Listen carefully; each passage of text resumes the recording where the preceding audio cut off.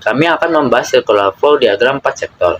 Nah, sebelum itu, apakah kalian sudah tahu apa itu circular flow diagram? Circular flow diagram merupakan diagram yang menggambarkan hubungan timbal balik antara pelaku ekonomi berupa arus melingkari yang membentuk sistem tertentu. Nah, karena kalian sudah tahu apa itu circular flow diagram, langsung saja kita ke materi utamanya. Nah, circular flow diagram 4 sektor meliputi RTK, rumah tangga konsumen, RTP, rumah tangga produsen, pemerintah, dan masyarakat luar negeri. Circular flow diagram 4 sektor ini dimulai dari RTK yang memberikan faktor produksi ke RTP, namun faktor produksi tersebut dikelola di pasar input sebelum ke RTP. Sama halnya dengan RTK, masyarakat luar negeri juga menyumbangkan faktor produksi ke RTP. Nah, faktor produksi tersebut ialah SDA, sumber daya alam, SDM, sumber daya manusia, modal, dan skill. Nah, selanjutnya akan dijelaskan oleh teman saya.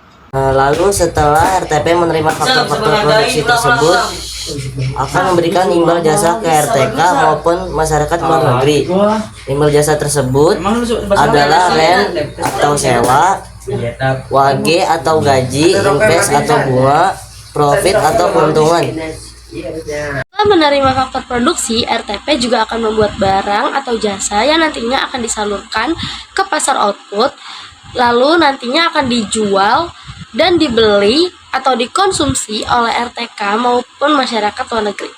Setelah dibeli atau dikonsumsi oleh RTK maupun masyarakat luar negeri, tentu saja RTK dan masyarakat luar negeri perlu memberi uang atau pembayaran kepada RTP melalui pasar output. Nah, kan di bagian 3 dan 4 itu ada masyarakat luar negerinya, maka di sana terjadinya impor dan ekspor.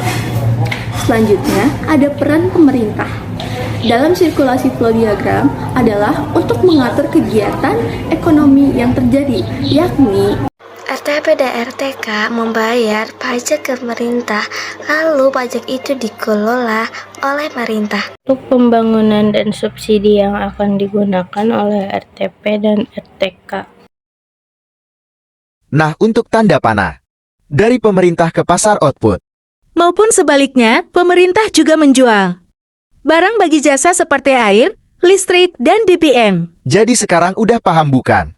Apa itu circular flow diagram dan bagaimana penjelasan mengenai circular flow diagram 4 sektor ini? Kami harap dengan video ini, kalian semua bisa paham mengenai materi ekonomi. Circular flow diagram 4 sektor. Sekian dari kelompok 2. Sampai jumpa di materi selanjutnya. Terima kasih.